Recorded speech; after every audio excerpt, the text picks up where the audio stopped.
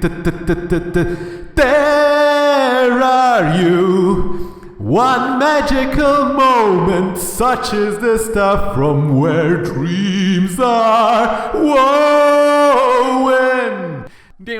Hello everyone, this is CM Kozeman. Wow, I probably shouldn't have thrown my voice off like that in that intro song, but at any rate, welcome to this extra round of the Q&A session made possible by all my donors on patreon.com. This series has been going on for quite a while, and basically it's like an arcane and slower version of super chats on a YouTube stream, where if you support me on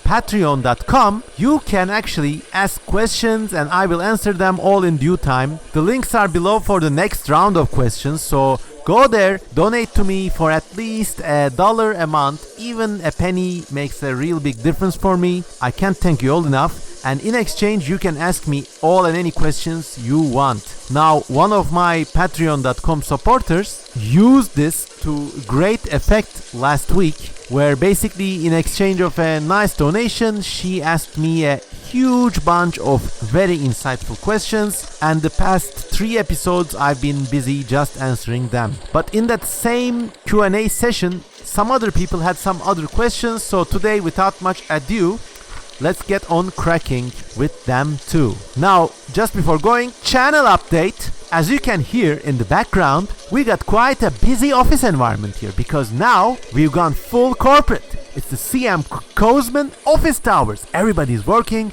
hustling in the background, writing shit, emailing shit, printing shit, looking busy and enjoying life. If that was only the case, sorry, this was just a sound effect I pasted back there. I hope you enjoy it, but who knows, maybe one day I could have a nice speculative evolution weird podcast office with lots of smart, sensual and beautiful people in the background helping me with this amazing channel. Thank you all. Okay, channel update is real though. There are also merchandise options available now. If you want to wear some CM Kozeman t-shirts or All Tomorrow t-shirts or represent for the summer with an amazing All Yesterday's Fall Swan beach tote bag, just follow the link in the video description and in the pinned comment. Okay, let's go. Blair Nicholson asks, what's your favorite non-Kozeman speculative evolution project? Where are you interested in seeing that project go, basically? Okay, the answer for that, I got several. One is Serena, which is really close to my heart. It's this really, emotionally appealing and extremely well designed and illustrated series by Dylan Badja. Basically asks what would happen if we seeded a world with canaries and guppy fish, and in life these animals take a weird tangent evolution of their own, and in this evolutionary odyssey there are many touching and poignant, let us say, character driven adventures, so I really like that project. Another favorite, I must admit, is Hardeshur by this channel's occasional collaborator TK Sivgin. Basically it's TK Sivgin's homage to Mars related science fiction with lots of creatures, but it's also his homage to paleontological lore, and if you like reading about natural history and like obscure details about basically this planet's own evolutionary literature, then you're gonna love Hardeshur. It's spelled Hardeshur, so definitely go check that out. There are also many other projects, like just recently there were some very talented people making this amazingly detailed map of a flat earth, which was basically 100 times the size of this planet, but it had multiple races, but it had also like multiple colonization attempts by real world powers. So for example, the Turkish Empire colonized some world-sized islands that lay off the Arctic ice wall, and so did the Dutch and the British. So it's a very, very bizarre world, and I really like that. And it's really gonna be unprofessional on my part, but I cannot remember the title of this project now. But if you are here and listening, please leave a comment and I'll push it up. And it's an amazing project. All of these projects I look up to. Now, I've been lucky enough to do some stuff which have received some attention, but I always look up to the work of others, and I'm always happy when new young generations produce work that surpasses mine. Okay, let's go. Byron Ritchie asks, what are your thoughts on the Birin, a speculative evolution project created by Alex Rees? So Alex Rees, spelled Alexries, is a close online friend of mine. Never met him in real life, but really like and respect his work. He is extremely talented. And in the early 2000s, he was one of the first people ever to come out with this kind of realistic paintings, digital paintings of these amazing creatures, and extremely talented. He also did creature designs for these series of computer games called Subnautica. Very talented. And also his passion project focuses on this race called Birin, which are this kind of like race of quasi-centaur looking almost mollusk and insect-like creatures, but they have their own world. The world has its own history with a kind of, so instead of a Roman Empire to look up to, these guys had a gasoline level civilization, like a sort of Saudi Aramco level of civilization. But then this civilization caused a kind of global warming crisis, and now civilization has come back again. And I just really like that plot twist, and it's full of these amazingly detailed stuff about airplane designs, farming, agriculture. So really great project. Another one of these projects I really look up to. Okay, so Mason Farr asks, hello Uncle Memo. God, I hope I'm not that old yet. What's your favorite video or series you've done on YouTube recently? I really enjoyed your spontaneous travel adventure series and your Glycon video. Well, thank you. As you know, this channel is not monetized, and that's actually a good thing. So it means I'm always trying to find new and inventive ways to make interesting videos for you guys. I actually hate the word content. You produce content. Content producers. Local Turkish culture is arguably more guilty, and I'm not pointing any fingers at anyone, but for them it has become like almost a commonplace thing to say content. How do I make content? Well, my friends, calling interesting YouTube videos content, in the most pragmatic terms, it is not wrong. But it's like going to a zoo and seeing all the creatures, the toucans, the anteaters, the lions, tigers, gibbons, the reptiles, the insects, the fish, and then just calling all of them meat. You know, it's a kind of generalization so broad that it's almost obscene and, without realizing, almost certainly evil. So when you're making things for the internet, don't call it content. It's just one of my gripes about this thing. So instead of making content, I always try to push this channel into new and experimental directions, and thanks to your Patreon support, this is all possible. One of my recent series was just basically a series of YouTube podcasts where I just talked about my experiences with travels in a general way. So how you can basically go out and break your comfort zone and have travel adventures of your own. And these could be as simple as like just take a walk to a part of the city you've never been to. I don't know, even weird things like go to that disused factory in the outskirts of town. How to do these things intuitively but also like safely and conveniently. Also tips about basically how to go to a small town and stay in a motel, or how to even meet people and, you know, haba interact with people in a kind of manner beyond just friends, but basically my experience in 40 years of personal adventures. And I could actually have spoken loads more about that subject, but I don't like flexing my travels. You know, it's a very hard time of the world out there. I got friends out there who can't even leave their homes for years on end, so I don't like that kind of flex. But thank you for enjoying this video. And apparently Mason Farr also really enjoyed the Glycon video, which is about a kind of historic charlatan in Roman times, and how his basically shtick was so strong that it led to a creation of a false mythological god, a sort of snake puppet god, and how this place actually is in present-day Turkey. So that's really nice. I still plan to travel to this town that used to host this Glycon cult. It's called İnebolu. So it got that name because the cult was so strong that the town was once called Abonotikis, okay? But the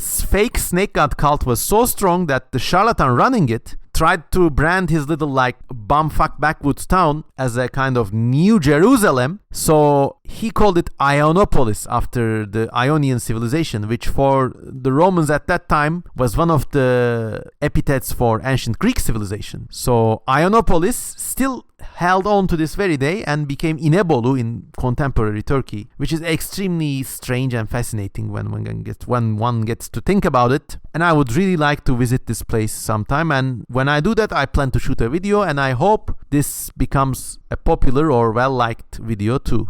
Also asks Mason Farr, what the hell does Gimby mean? Well, Gimby is just a cute portmanteau made-up word I came up for animals that are like cute but silly looking and also fat looking. So like, check this cat out, what a Gimby. I think you can like legitimately put that word in the dictionary now. Okay, so Mikin asks, he's a long-time commenter on this page. Hi man.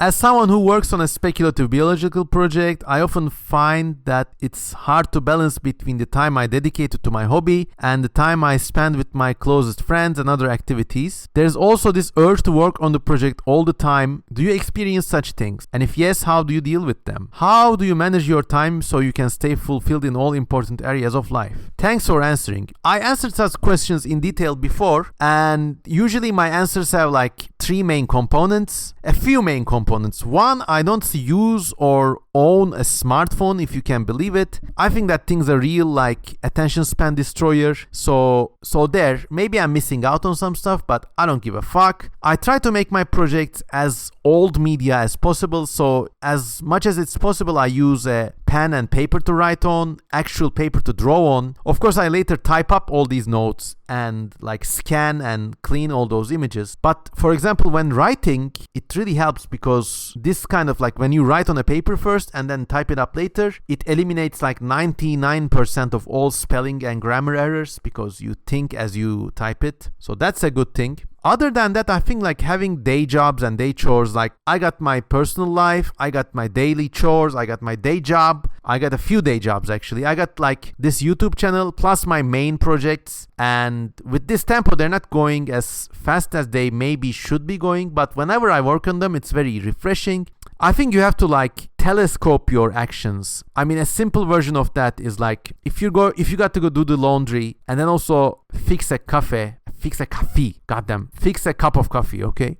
Instead of going and doing the laundry and coming back and fixing the coffee, you could hit the coffee button first. Then go do the laundry. When you come back, the coffee will be ready. So this is it's a very simple example, but if you live your life this way, I always have a drawing and writing kit in my backpack, no matter what I've got in my plans for that day. I always carry it with me, and every day I got some time on the bus or like when I'm working or in a cafe or something, I get it out, draw, paint, write. So you gotta telescope your plans and actions, integrate them into your daily life, for example. If you want to spend time with your closest friends, you could also do so while drawing. And I think like personally, especially like when I was a single guy, it was a great feeling when I'm like in a pub or a cafe or something, and you know there are people around me and there are some girls among these people, and I'm like just sitting on a table vibing and drawing creatures. I know they're looking at me, I know they're watching, I know they're thinking, I know they're curious. You don't have to act on it, but it's just this electric jest of life that made me work 10 times faster and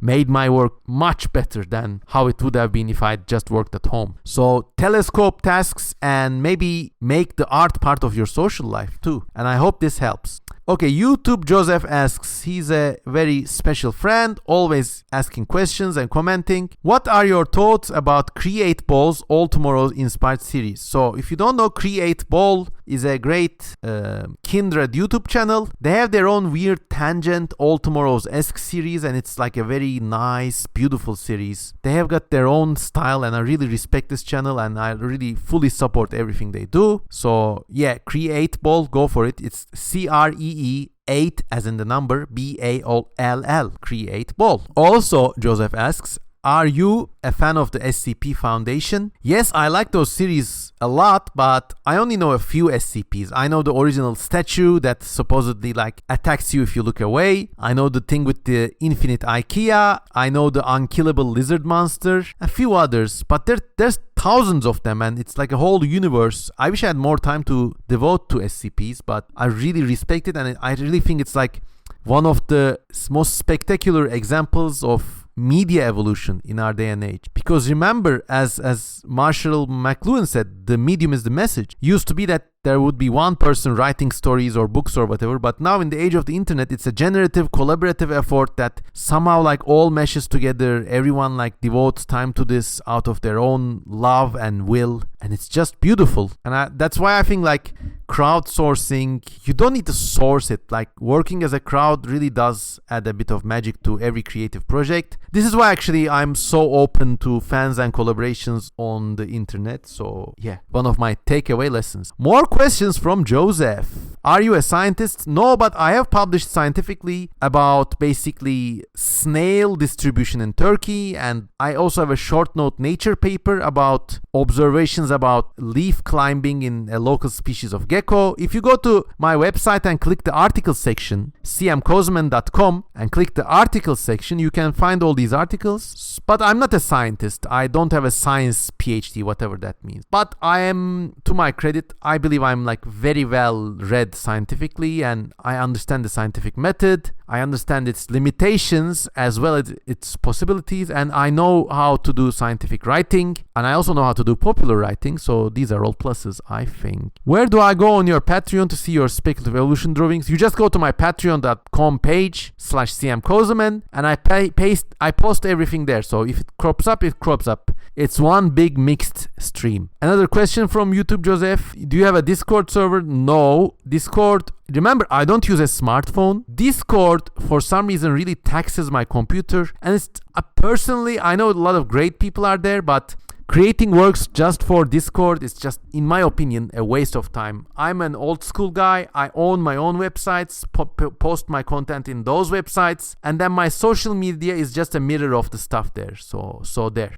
Kyra Fiskroff asks, do you see yourself returning to your pre-2010 style of saliva painting? So before I figured out watercolors and digital painting, I used to work with this really exotic technique I developed myself. Basically, pencils, if you like soak them with a brush dipped in saliva, somehow can act like watercolors, and it becomes doubly potent if you use these like water-soluble pencils. So I used to like do the shading in water-soluble pencils and then have basically a little cup of my spit and saliva there. I used to like water this down, and it became this sort of seamless watercolor texture. When it dried, I could go back with mechanical pencils and correct the gaps and like fix things, so it could be as precise as a mechanical pencil and as painterly as a watercolor. And I really like this technique.